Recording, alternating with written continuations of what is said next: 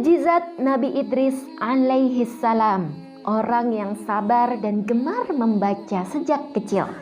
Di dalam Al-Quran, surah Maryam ayat 56 dan 57, Allah Subhanahu wa Ta'ala berkata, "Dan ceritakanlah wahai Muhammad kisah Idris di dalam kitab Al-Quran.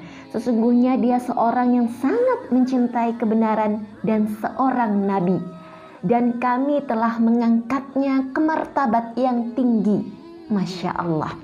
Adik-adik, sejak kecil Nabi Idris dikenal sebagai anak yang amat rajin belajar. Ketika remaja, Idris selalu rajin membaca lembaran Syahifah, yakni kitab yang berisi ajaran Nabi Adam dan Nabi Syith.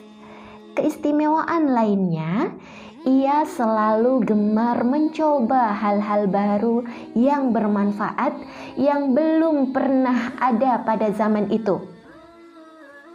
Beliau selalu berpikir tentang berbagai hal yang belum terfikirkan orang ketika itu. Idris mengembangkan ilmu berhitung, mendalami ilmu perbintangan, sehingga manusia dapat membuat penanggalan. Idris juga mengajari cara orang menjahit.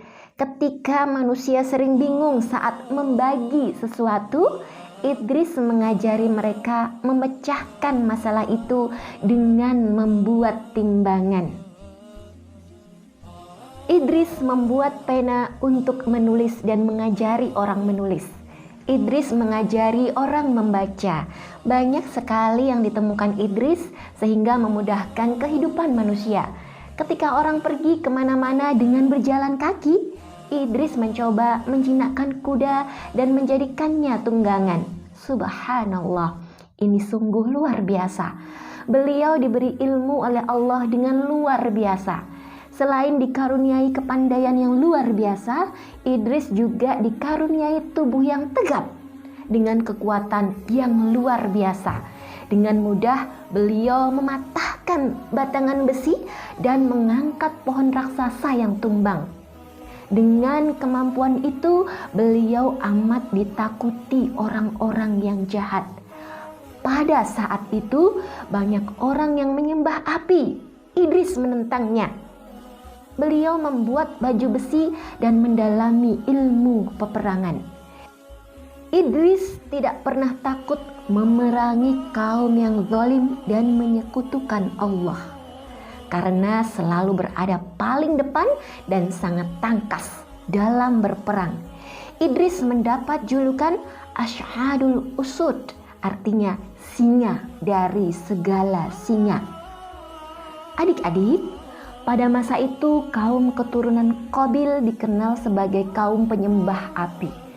Iblis telah berhasil menyesatkan mereka. Nabi Idris mengingatkan mereka, banyak yang kembali ke jalan Allah, namun tidak sedikit yang menentangnya. Siapa Allah itu? Kenapa kami harus menyembah Allah? Tanya mereka.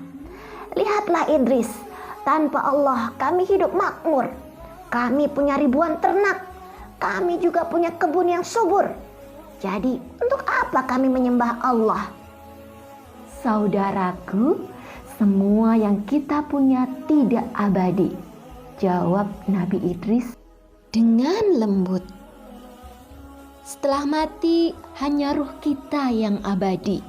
Ruh kita tidak akan kembali kepada api yang kalian sembah.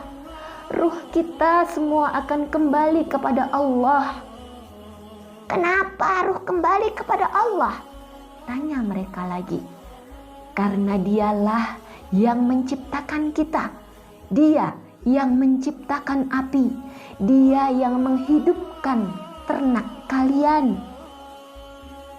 Dia yang membentangkan kebun-kebun kalian. Semua itu miliknya.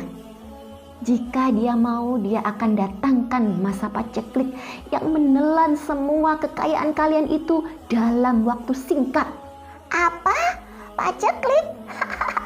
Tidak mungkin, kata mereka menertawakan Nabi Idris. Idris, semua yang kita dapat ini karena kami menyembah api, lanjut mereka. Lihat, api apilah yang menerangi kami di waktu malam, api yang mematangkan air dan makanan, api yang membengkokkan logam untuk membuat peralatan. Jadi apilah yang kami sembah Idris, api. Kemudian adik-adik, Allah mendatangkan masa paceklik yang amat mengerikan kepada kaum penyembah api tersebut. Hujan lama sekali tidak turun, mata air dan sungai mengering, dan padang rumput pun meranggas. Ternak-ternak mereka satu persatu mati kelaparan dan kehausan. Kaum ingkar menjadi sangat gelisah. Sementara itu, Nabi Idris dan para pengikutnya membangun sebuah kota yang tentram dan subur, jauh dari kaum yang ingkar. Di sana mereka belajar ilmu perbintangan, berhitung, menulis, dan pengetahuan lainnya. Beliau pun menjadi semakin terhormat di mata Allah dan di mata manusia. Demikianlah adik-adik mukjizat Nabi Idris alaihi salam. Semoga kita semuanya mampu meneladani perjuangan beliau.